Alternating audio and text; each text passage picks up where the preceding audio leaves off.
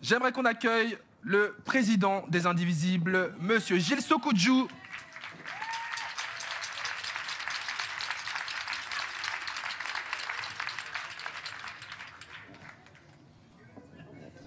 Monsieur Gilles Sokoudjou qui prend son temps.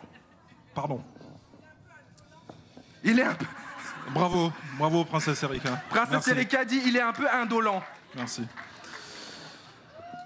Chers adhérents, chers amis, chers soutiens, chers publics, je tiens particulièrement à vous saluer et vous remercier de votre présence dans cet espace qui nous accueille ici pour la 3e fois consécutive à l'occasion de la cérémonie des Yabon Awards 2013.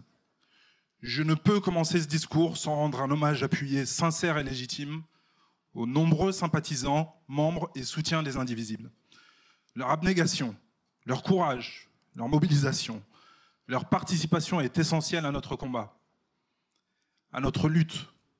Ces nombreux militants qui donnent de leur temps, de leur énergie, de leur argent, de leur réflexion afin d'agir, de dénoncer, de réfléchir, de contextualiser, de synthétiser aussi ce qui nous anime et nous réunit tous ici, la lutte antiraciste. Je pense que nous pouvons les applaudir, que vous pouvez les applaudir, car il ne fait pas bon être militant antiraciste ou antifasciste aujourd'hui.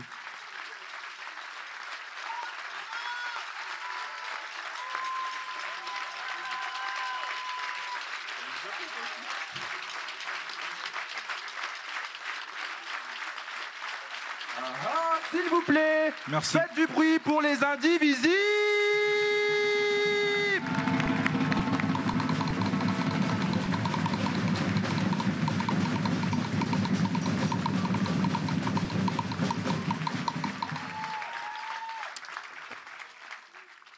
J'aurais voulu vous parler et vous faire un bilan de 5 années indivisibles.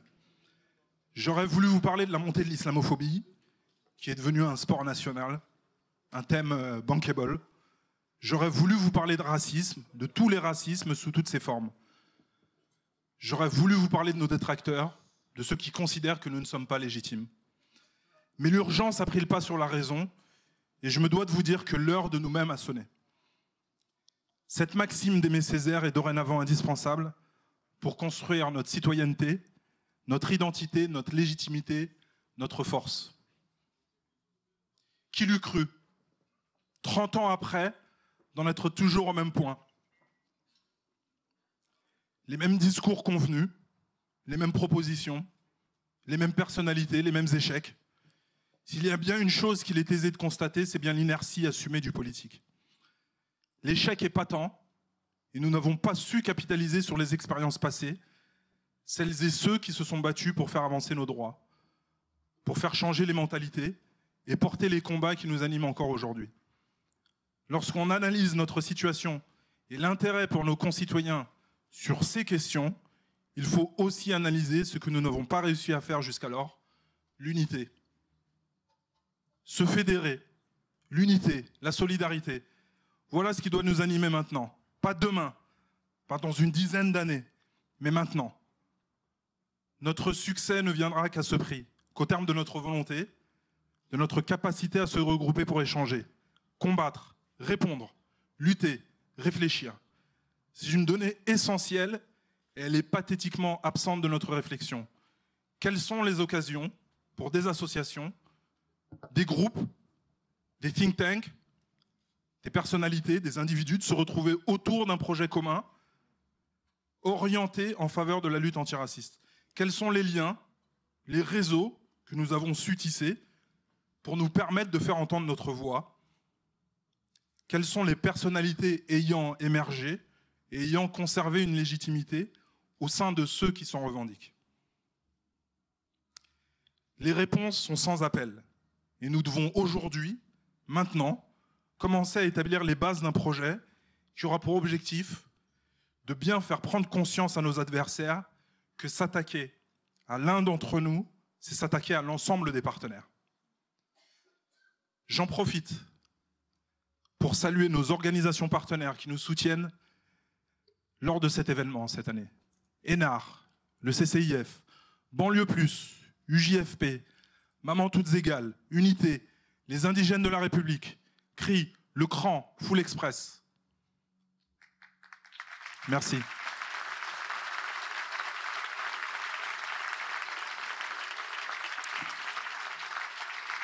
À force de renoncement, de récupération politique, de naïveté, d'ambition personnelle, la lutte antiraciste a perdu de sa force, de sa crédibilité. À force de tables rondes, de débats, de colloques, d'invitations et de spectacles, nous n'avons réussi qu'à nous convaincre nous-mêmes. Et le cercle est à la fois restreint et inoffensif. L'ambition, c'est de sortir de ce petit confort pour commencer à initier des combats judiciaires. C'est le cas avec le CCIF, par exemple, avec le CRAN aussi. Commencer à structurer nos propres organisations, intégrer des structures transnationales, se détacher d'une dépendance et rendre comptables nos idoles. Quelle est cette société où chaque artiste, politique, sportif, entrepreneur, ayant une once de notoriété, en vient à cacher sa condition et élude toute question liée à sa culture par crainte de se voir bannir de l'espace public? Nous n'avons pas vocation à nous voir imposer des modèles, des référents. Non, nous devons pouvoir les créer pour enfin arrêter de subir cette aliénation qui recycle et exclut aussi vite toute personnalité validée par l'establishment.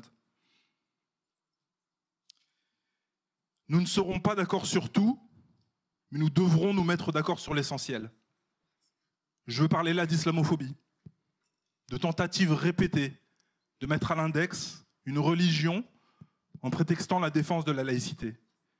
Je veux parler de notre sacro-saint modèle assimilationniste, à l'attention exclusive des trop basanés. Je veux parler aussi de la situation des Roms, population qui n'a que très peu l'occasion de faire entendre sa voix.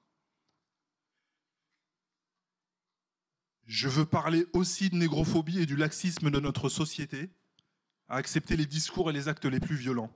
Twitter est passé par là après Guerlain.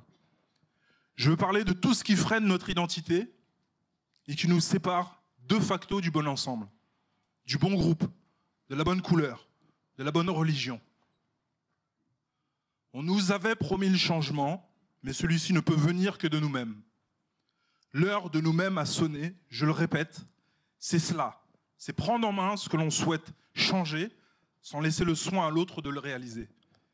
Quelle différence entre les politiques, les discours, les dispositifs sous 5 années de Sarkozy et le début de mandat de François Hollande. Les promesses n'engagent que ceux qui y croient et nous devons en aucun cas donner plus de crédit à un camp plus qu'à un autre. J'irai même plus loin. La présence de Toumi Djaïdja doit sonner chez nous comme une leçon. Chez les plus jeunes, ici, n'ayant pas connu la marche pour l'égalité et n'ayant pas ce vécu. Nous devons refuser les sentiments les plus flatteurs et ne rien attendre comme promesses et bons sentiments. La gauche, toute la gauche, a ce confort de bénéficier sur ces questions, sur nos questions, d'une étiquette de respectabilité, d'un crédit automatiquement supérieur à tout autre groupe politique.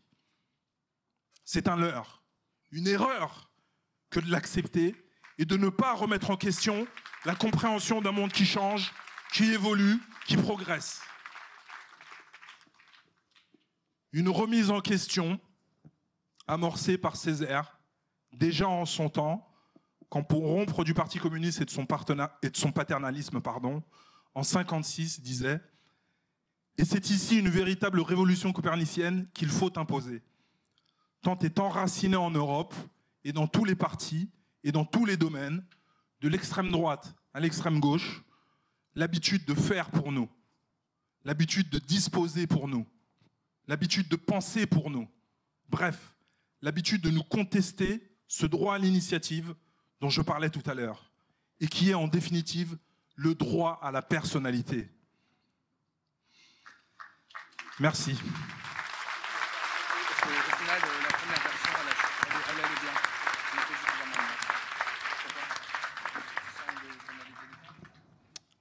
Alors, mes amis, inventons notre route. Cela ne pourra et ne saura être qu'une œuvre collective.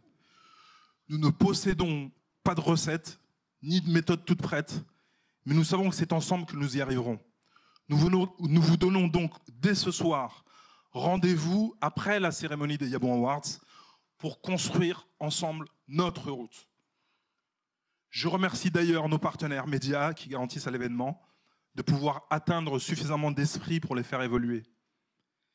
Afriscope, Africulture, Regard, Saphir News, Salam News, Radio Orient, Afrique.com, Presse et Cité, Diez Mag, Radio Nova, Beurre FM, Populaire, Banlieue Web, Télé Sud, Made in Marseille, sans oublier Canal Street pour le streaming et Énorme TV pour la rediffusion ce samedi à 21h. Enfin, je tiens à saluer également la mémoire des personnes disparues. Clément, bien sûr.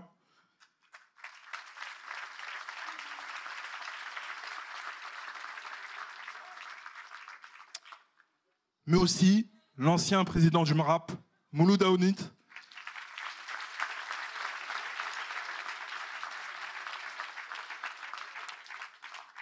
qui, toute sa vie durant, a milité contre toutes les formes de racisme et marché à nos côtés.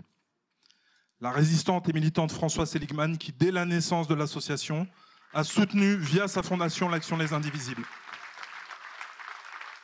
L'indigné, Stéphane Hessel, dont l'indignation retentit encore dans le cœur comme un appel à réagir pour ne plus subir.